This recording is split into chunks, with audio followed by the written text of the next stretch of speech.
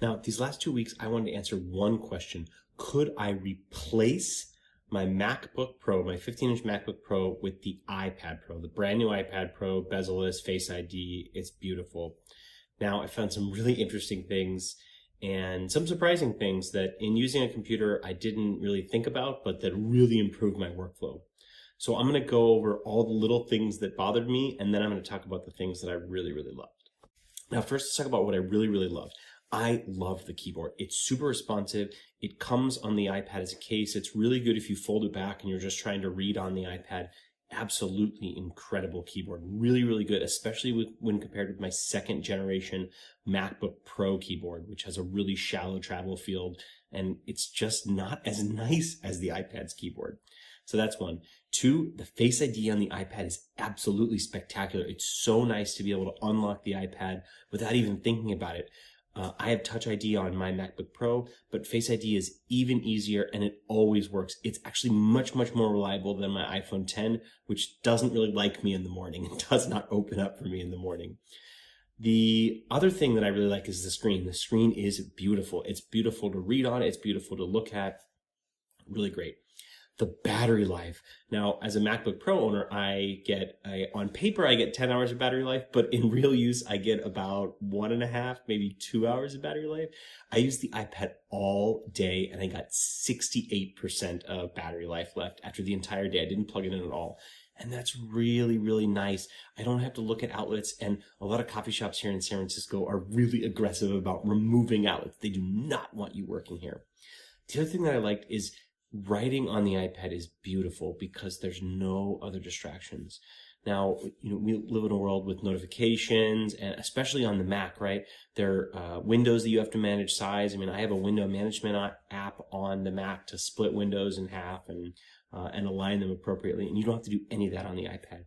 If you want to just type, if you're typing primarily, the iPad Pro is an absolutely wonderful replacement for the Mac or the MacBook Pro. So if you're trying to have mobility with great typing, the iPad Pro is really going to do it for you. That's all the things that I really, really loved that I can think of right now.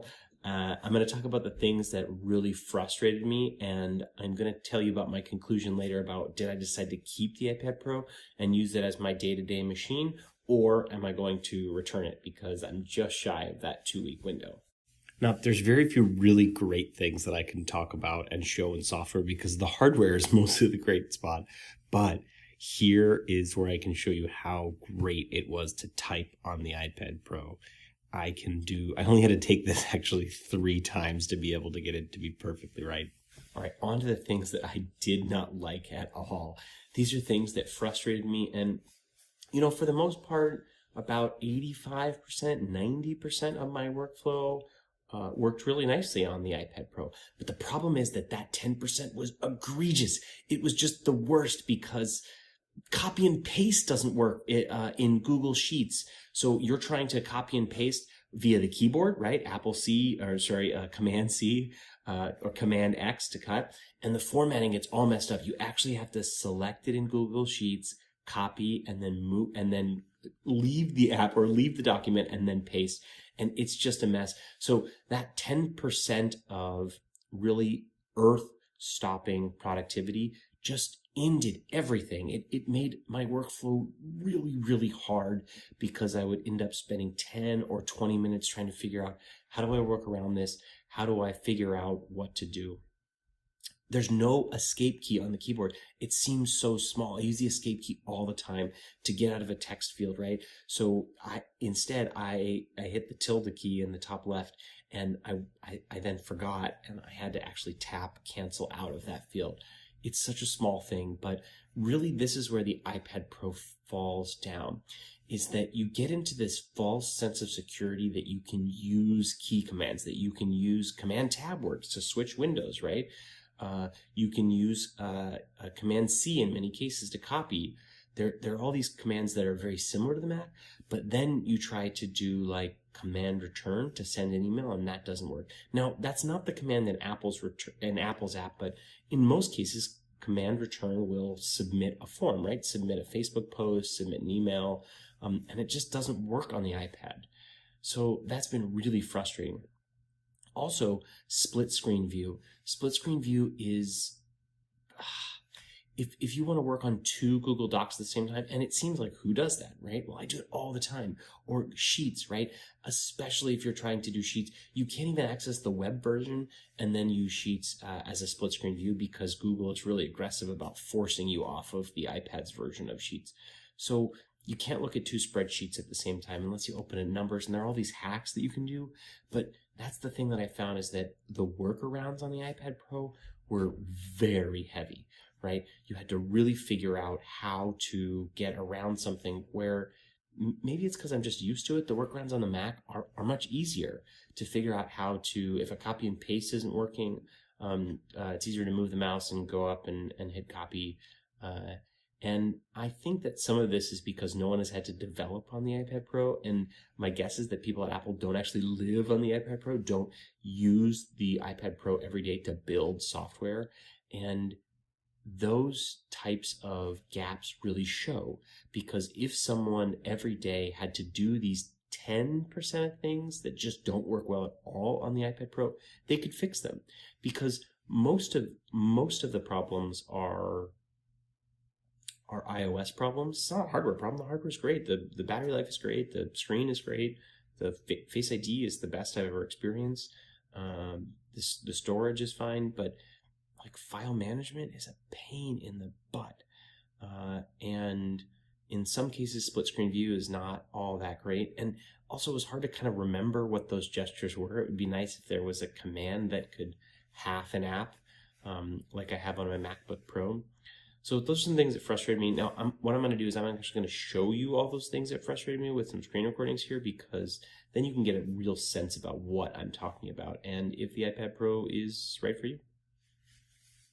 So I can use Command Tab to switch apps, but I can't do Command Q to quit the app. I have to launch the app. No!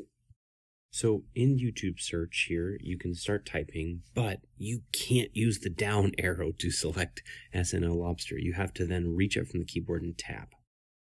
So here's what it's like to attach a file. So this is just an email app called Superhuman. So I'm going to show you what this is like. So I hit plus here, I have attach. It always wants to go to photo for some reason. I've got attach file. Now I've got recent, which is like, I don't know how that's compiled, but I want to find Dropbox. So I have to click browse. Now I have to go to Dropbox. And this is just a mess of files. Now I keep everything on the desktop, right? Which I guess is the idea behind recent files. But, you know, search is okay. I just find it so much easier to do this on the Mac, where I know where everything is. Now, in Google Sheets, if you want to view one sheet versus the next, you can't do a split screen view with the same app. So I tried the Numbers app instead of the Google Sheets app. I'm trying to do a find and replace here. So I tap find and replace. And the replace is not highlighted. I want to delete everything with user gems in it, and I can't do it. I tried whole case, I tried match case, I tried everything, and I couldn't get it to work. So I had to resort to other ways. So what I did here is I sorted by this URL and I just dragged down, but if you held shift and click, it doesn't continue selecting like it does in the Mac. So what have I decided after 2 weeks of full iPad use with the great battery, the great keyboard, fantastic hardware, a Face ID that I love, a machine that is really, really spectacular to read on, which I didn't even talk about. I love reading Kindle on it. I'm going to return the thing. I'm going to return it because iOS is just not there yet. File management is difficult. Copy and paste doesn't really work. There are cases where key commands that I'm used to don't work. And the constant frustration with having to work around these issues. And sometimes it's not something that can be fixed by an app. I'm going to return the iPad Pro because it's just not as good as my Mac. Despite the fact that my Mac's keyboard's not as good, the battery's not as good, the screen doesn't look nearly as good, Touch ID is slightly worse than Face ID. I mean, everything about the hardware on my MacBook Pro is probably worse. It's heavier, but the software of the Mac is just better. It's more efficient. And there are some things that I just can't do on the iPad Pro. I modify websites for a living. So I can't go in to a text editor, and side by side with a text editor and a browser extension that refreshes things, edit text and change a website. And it seems so small, but these are the interrupting things about my workflow. Now, if I was made of money, I would keep this iPad and use it for whenever I needed to do things like typing, or I know I was going to be out for a long day and I had a very clear understanding that I wasn't going to be doing spreadsheets. I wasn't going to be editing websites. I didn't need to review 2 documents at once, right? I didn't even talk about this, but the iPad can only mirror. I have a beautiful display right next to me that you can't see at a screen, but I can't have 2 displays there. So even though there's a split screen technology, I can't take one document on my iPad's display and then one on my other screen's display. The Mac just has a much more robust software, but these are all things that are fixable. And so if you have an iPad Pro, keep it, because if Apple decides to allow their engineers to live fully on the iPad Pro and build Xcode to build on the iPad Pro, I think they can fix all these things, because when engineers are pissed off, they fix things. But as long as the iPad is developed on a Mac, the Mac will continue to reign supreme, because the people that make the software what it is don't have to use it to make it better. And I think that feedback loop is the one thing that will make me go back and purchase an iPad Pro if Apple says iOS 13 was developed exclusively on the iPad Pro for the iPad Pro. All right, thanks for watching. Feel free to subscribe. I don't really talk about iPad stuff at all. It's not really a technology channel. I mean, mostly I do hiking, but I'm happy to answer any questions or do any reviews if you like. Thanks.